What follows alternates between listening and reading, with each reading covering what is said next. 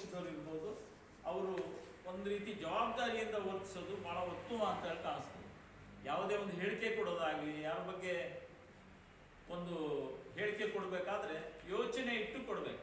ಆ ಲೆಕ್ಕದಲ್ಲಿ ನೋಡಿದರೆ ಕಳೆದ 30 ವರ್ಷದಿಂದ ನಾವೆಲ್ಲ ಹಿಂಸೆಯಲ್ಲಿದ್ವಿ. ನಾವು ತಾಲೂಕಿನ ಕಟ್ಟ ಕಡೆಯ ಒಂದು ಹಳ್ಳಿಗೆ ಸಹಿತ ಸಾಮಾನ್ಯವಾಗಿ ಒಂದು ರಸ್ತೆ ಆಗಿದ್ದು ಕಂಡು ಬರುವಂಥ ಒಂದು ವ್ಯವಸ್ಥೆ ನಮ್ಮ ಶಾಸಕರಿಂದ ಆಗಿದೆ.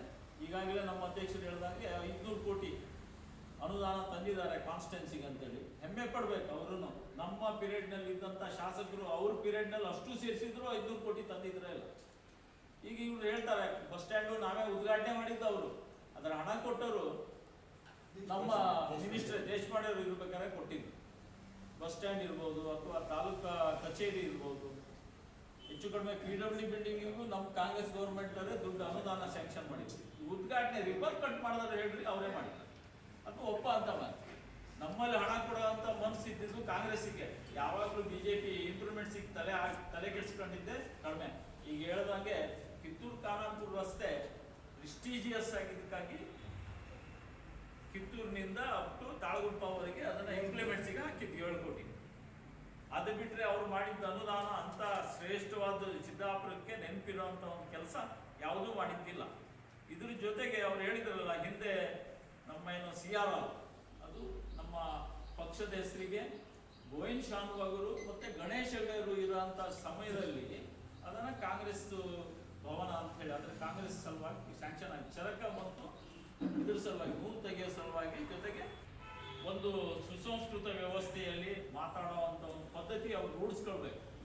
ಒಳ್ಳೆ ಕೆಲಸ ಮಾಡಿದ್ದನ್ನು ನಾವು ಅಪ್ರಿಷಿಯೇಟ್ ಮಾಡ್ತೀವಿ, ಅವರು ಅಪ್ರಿಷಿಯೇಟ್ ಮಾಡಲಿ. ನಮ್ಮ ಶಾಸಕರು ಮಾಡಿದಂಥ ಕೆಲಸ ಹೆಚ್ಚು ಕಡಿಮೆ ಇನ್ನು ಬರೋ ಶಾಸಕರಿಗೂ ನಮ್ಮವರೇ ಶಾಸಕರು ಆಗ್ತಾರೆ ಅನ್ನೋ ನಮ್ಮ ನಂಬಿಕೆ ಇದೆ. ಅವರಿಗೂ ಅದ್ರ ಮಾದರಿಯಾಗಿರ್ಬೇಕು. ಆ ರೀತಿಯಲ್ಲಿ ಅವರು ಕೆಲಸ ಮಾಡಿದ್ದಾರೆ. ನಮ್ಮ ಶಾಸಕರನ್ನ ತೇಜೋವಧೆ ಮಾಡುವಂಥ ಯಾವುದೇ ಒಂದು ಕೆಲಸ ಮಾಡಿದ್ರು ನಮ್ಮ ಇಡೀ ಕಾಂಗ್ರೆಸ್ ಪಕ್ಷ ಅವ್ರ ಬೆಂಬಲಕ್ಕೆ ನಿಂತು ಅದನ್ನು ಪ್ರತಿರೋಧಿಸ್ತೀವಿ. ಅದ್ರ ಬಗ್ಗೆ ಯಾವುದೇ ಸಂಶಯ ಇಲ್ಲ. ಮುಂದಿನ ದಿವಸದಲ್ಲಿ ಅವರ ಭಾಷೆ ಸಂಭಾಷಣೆ ಜೊತೆಗೆ ನಡೆಗುಡಿಗಳನ್ನು ಸ್ವಲ್ಪ ಚೇಂಜ್ ಮಾಡ್ಕೊಂಡು ಮಾತಾಡೋದು ಅತ್ಯುತ್ತಮ ಅಂತ ಹೇಳಿ ನಾವು ಈ ಸಮಯದಲ್ಲಿ ಕೇಳಲಿಕ್ಕೆ ಇಚ್ಛೆ ಪಡ್ತೀವಿ. ಇನ್ನುಳಿದಂತೆ ನಮ್ಮ ರಾಜ್ಯದ ವ್ಯವಸ್ಥೆಯಲ್ಲಿ ಹೇಳಬೇಕಂದ್ರೆ ನಮ್ಮ ಸ್ವಾಭಾವಿಕ ಅವರಿಗೇನು ಈಗ ಸೀಟ್ ಬದಲಾವಣೆ ಬಗ್ಗೆ ಮಾತಾಡ್ತಾರೆ ಬಿಟ್ಟರೆ ರಾಜ್ಯದ ಯಾವುದೇ ವ್ಯವಸ್ಥೆ ಬಗ್ಗೆ ಒಂದು ಕಪ್ಪು ಚುಕ್ಕೆನೂ ಇಲ್ಲ. ಎಲ್ಲಿ ತೋರಿಸ್ತಾರೆ? ಜನರ ದುಡ್ಡನ್ನ ಜನರಿಗೆ ಕೊಡುವಂಥ 5 ಪಂಚ ಗ್ಯಾರಂಟಿ ಯೋಜನೆ ನಮ್ಮ ದೇಶದಲ್ಲ ವಿದೇಶದಲ್ಲೂ ಸಹಿತ ಫೇಮಸ್ ಆಗಿದ್ದಂಥ ಒಂದು ವ್ಯವಸ್ಥೆ.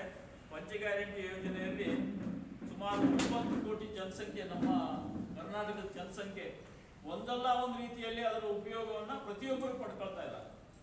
ಹಾಗಾಗಿ ಅವ್ರಿಗೆ ಏನು ಹೇಳಲಿಕ್ಕೆ ಅವಕಾಶನೇ ಇಲ್ಲ. ಹೇಳ್ಬೋದು ಇನ್ನೇನು ಇಂಪ್ಲಿಮೆಂಟ್ಸ್ ಮಾಡ್ತಾ ಇಲ್ಲ, ಒಳ್ಳೆಯ ಯೋಜನೆಗಳು ಬರ್ತಾ ಇಲ್ಲ ಅಂತೇಳಿ, ಅದಕ್ಕೂ ಸಹಿತ ಅವಕಾಶ ಕೊಡಲಿಲ್ಲ. ನಮ್ಮ ಕಾನ್ಸ್ಟಿಟ್ಯೂನ್ಸಿ ಮಟ್ಟಿಗೆ ಹೇಳೋದಾದರೆ ನಮ್ಮದು ಇನ್ನೊಂದು 25 ವರ್ಷದ ಮುಂದಿನ ಯೋಚನೆ ಇಟ್ಕೊಂಡು ಈಗ ನೀರಿನ ವ್ಯವಸ್ಥೆ ಆಲ್ರೆಡಿ ಇಂಪ್ಲಿಮೆಂಟ್ಸ್ ಆಗಿದೆ. ಇನ್ನೊಂದು 2 ವರ್ಷದಲ್ಲಿ ಕಂಪ್ಲೀಟ್ ಆಗುತ್ತೆ. ಇನ್ನು ನಗರಕ್ಕೆ ಜನಸಂಖ್ಯೆ ಕಡಿಮೆ ಇದೆ, ಅದನ್ನು ನಾವೇನು ಮಾಡೋಕ್ಕಾಗಲ್ಲ, ಜನರೇ ಬಂದು ತಯಾರಾಗಬೇಕು. ಆ ಲೆಕ್ಕದಲ್ಲಿ ನಮ್ಮ ಇಂಪ್ರೂವ್ಮೆಂಟ್ಸ್ ಎಲ್ಲ ಚೆನ್ನಾಗಿದೆ. ಮುಂದಿನ ದಿವಸದಲ್ಲಿ ನಮ್ಮ ಶಾಸಕರು ಅದನ್ನೆಲ್ಲ ಮನಗಂಡು ಒಂದು ಒಳ್ಳೆಯ ವ್ಯವಸ್ಥೆಯನ್ನು ಮಾಡ್ತಾರೆ ಅಂತೇಳಿ ನಾವೆಲ್ಲರೂ ಹೆಮ್ಮೆಯಿಂದ ಹೇಳ್ಬೋದು. ಅದಕ್ಕೆ ನಾವು ಬೆಂಬಲವಾಗಿ ಸದಾ ಇರ್ತೀವಿ ನಮ್ಮ ಕಾಂಗ್ರೆಸ್ ಪಕ್ಷದ ಅಡಿಯಲ್ಲಿ ಅಂತ ಹೇಳ್ತಾ